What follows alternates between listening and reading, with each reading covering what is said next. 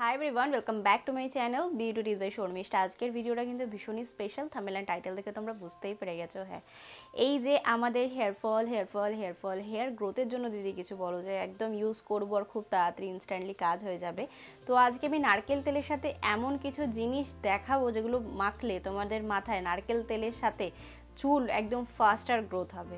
যারা চুলকে প্রচণ্ড তাড়াতাড়ি গ্রোথ করতে চাইছে তাদের জন্য আজকের ভিডিওটা।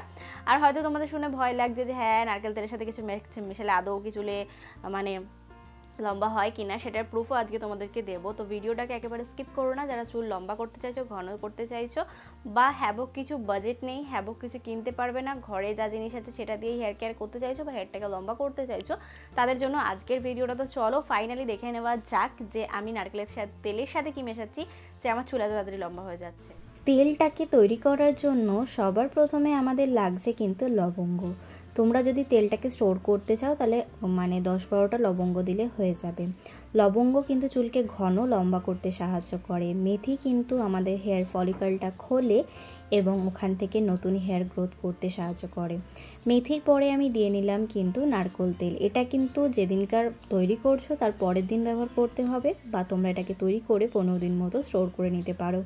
আমি যেহেতু তোমাদেরকে একটা ডেমোস্ট্রেশন দেখাচ্ছি, সেই কারণে কিন্তু আমি কিছুটা পরিমাণ তৈরি করে তোমাদেরকে দেখাচ্ছি। এটা আমি এক রাত ভিজিয়ে রাখবো, তার পরের দিন ইউজ করব।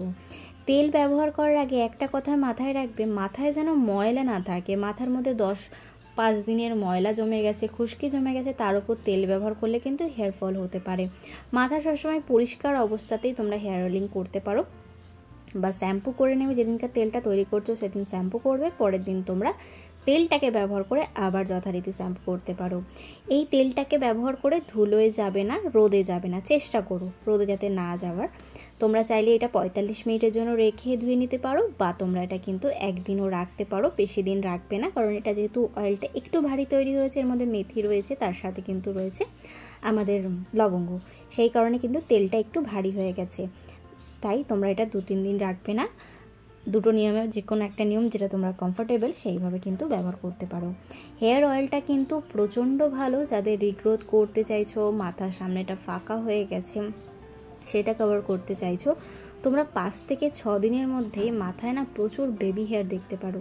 তোমরা ট্রাই করে একবার অবশ্য দেখো। তো আমি কিন্তু এটা ইউজ করার পরে 1 থেকে 2 মিনিট হালকা হাতে ম্যাসাজ করি, তারপরে কিন্তু আমি একটা বান বানিয়ে রেখে দিই। আমি যেহেতু তেল 45 মিনিটের জন্যই রাখি মাথার ওপরে, সেই কারণে আমি খোপা করে রেখে দিই। 45 মিনিট পর ইজিলি শ্যাম্পু করি, চুলটা সিল্কি, সফট, শাইনি এবং আমার মাথায় অনেক রিগ্রোথ হচ্ছে।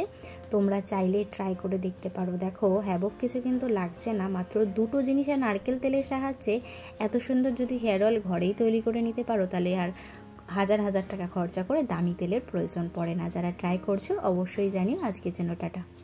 তোমরা কিন্তু দেখতেই পালে, দেখো আমার মাথায় কিন্তু প্রচণ্ড ছোট ছোট বেবি হেয়ার এসছে। যারা চাইছো তারা কিন্তু ডেফিনেটলি ট্রাই করে দেখতে পারো। 10 দিন ট্রাই করে দেখো, ডেফিনেটলি একটা ভালো রেজাল্ট পাবে। আজকের ভিডিওটিকে আমি এখানেই সমাপ্ত করলাম। যদি তোমাদের মনে কোনো প্রশ্ন থেকে থাকে অবশ্যই কমেন্টে জানাতে পারো। আর অবশ্যই ভিডিওটিকে লাইক, শেয়ার অ্যান্ড সাবস্ক্রাইব করে দিও। সাবস্ক্রাইব করে দেওয়ার পরে ছোট্ট বেল বাটন আছে, ওটাকে হিট করে দিতে আমি নতুন ভিডিও দিলে সবার আগে নোটিফিকেশনটা তোমার কাছে আসতে পারে। Please subscribe to my channel. Thank you.